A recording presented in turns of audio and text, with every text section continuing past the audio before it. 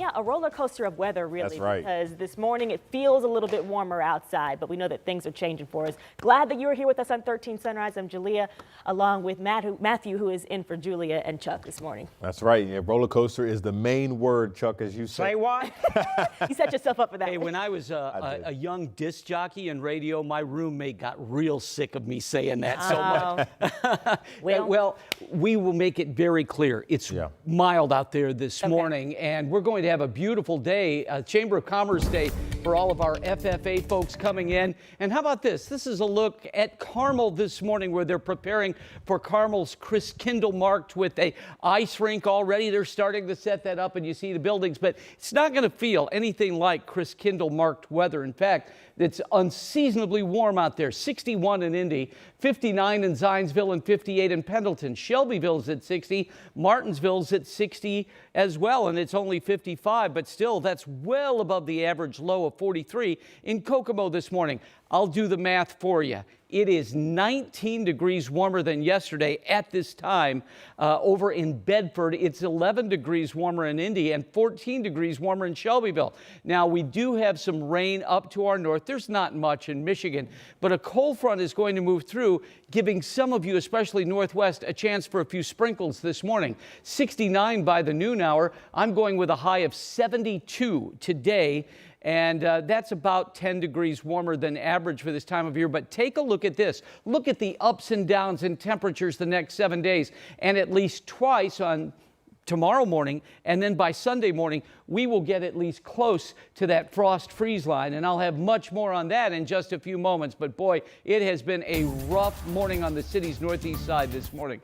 And is it better now, Matt? Some good news, Chuck. We've now reopened that exit ramp on 465 when you're headed eastbound and you want to head deeper into Fishers. You're hopping on I-69 north, headed northeast. That is now open. Literally just about 2 minutes ago, they finally pulled out the rest of the emergency response crews. Have been able to clean this up too. So now we're cruising just fine on the northeast side of the city. But now we've got a lot more car lights. It is starting to get busier out there this morning. No other really big incidents to talk about other than, of course, the big closure. I-65 South remains closed. 8 more days to go. We're going to reopen that thing late October 30th, really Halloween morning. You'll start to notice that difference, but still closed from 21st Street to Central Avenue. We'll have another update in traffic here in about 15 minutes.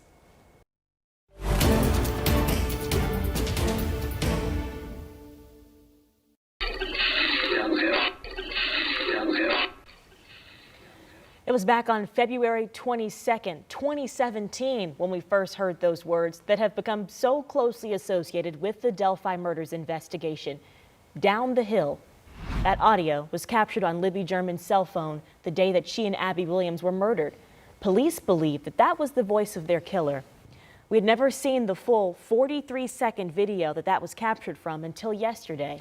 Jurors and people inside the courtroom seeing the footage for the first time as the trial of Richard Allen unfolds in Carroll County. This morning, we're now taking a closer look at the new evidence and new testimony about the man prosecutors have called the bridge guy.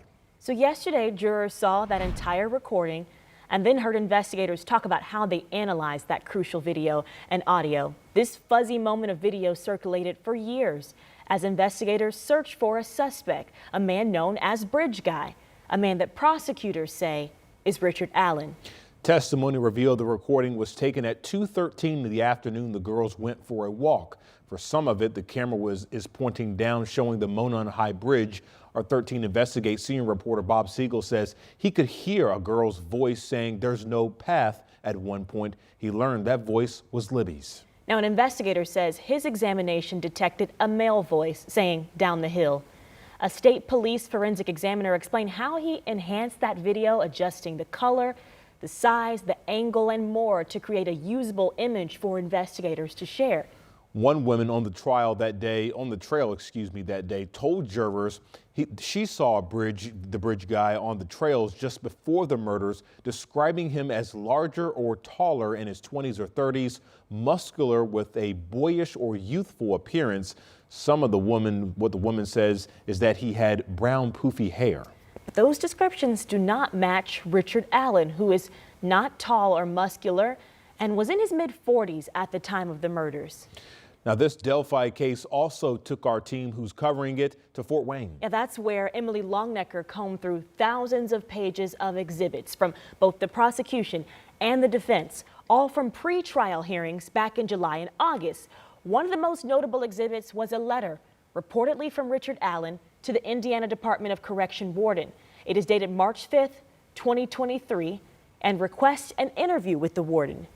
Now, the state says Allen wrote, quote, "I am ready to officially confess for killing Abby and Libby. I hope to get the opportunity to tell the families I'm sorry," end quote. Now, Allen's defense team has pushed back on those alleged confessions Allen made while behind bars. His attorneys claim that he made them under mental duress. In August, Judge Francis Gull ruled that the jury will be able to hear those confessions in court.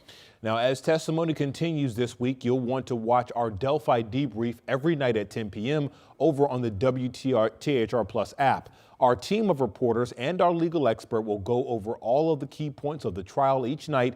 And again, you can watch that on WTHR Plus. It's free streaming app on Apple TV, Amazon Fire Stick, and Roku. Time is now 6:06. The driver accused of hitting and killing a 14-year-old boy, then leaving the scene, is in jail this morning. 35-year-old Joshua Rain made his first appearance before a judge yesterday, and 13 News had the only camera in court yesterday. Police say Rain hit 14-year-old Willie Rivera on the Far East Side nearly 2 weeks ago. Rivera was riding his bike at the time. Police say that Rain told investigators that he thought he hit a deer that night. Officers say they found pieces of his car at the scene. They also got video from a neighbor. At the time of the crash, Rain was on probation for other charges. We asked his attorney about these allegations. No, we don't have a comment. No, he has an attorney. We have no comment. Thank you. If it wasn't for the warrant issue and him already being in trouble for a previous case, I don't think he'd have been here. If it wasn't for the fact that his license plate fell out on the ground, I don't think we'd be here. I don't think he would have told. Now, that was Willie's aunt you just heard from. She says they knew the suspect. Rain is now charged with one count of leaving the scene of an accident resulting in death. His jury trial is set to start in December. Well, this morning, more than 70,000 visitors are in town for the annual National FFA Convention and Expo. It officially kicks off later today, starting 3 days of youth leadership and development over at the Convention Center. That's where we find our Sia New Yorker live this morning, who has the very latest. Hey, Sia. Good morning, Matthew. Good morning, Jalea. This is the 97th convention for the FFA, the largest gathering of their organization ever. And we are so excited to welcome all of them here to the city. I want to welcome Avery Cole here from New York. Hello. No, from Kentucky. Yes, thank you for having me. Thank you. And this is Jack Fire from New York. Yes, thank you for having me. Yeah, so this is so great. We've talked about this a little bit off camera.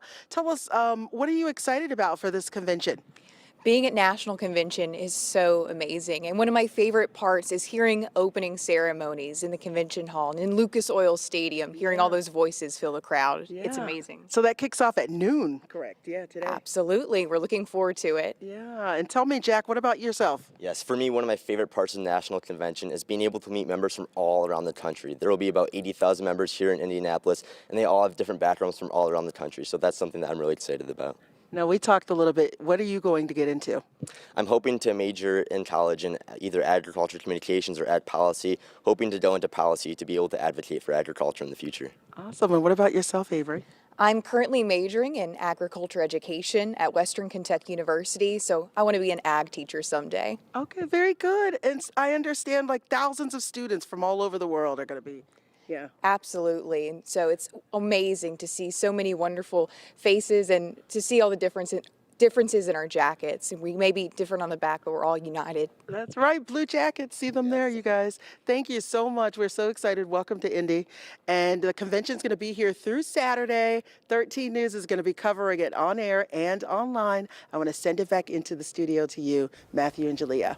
All right. Thanks, Sia. Certainly an exciting day for them.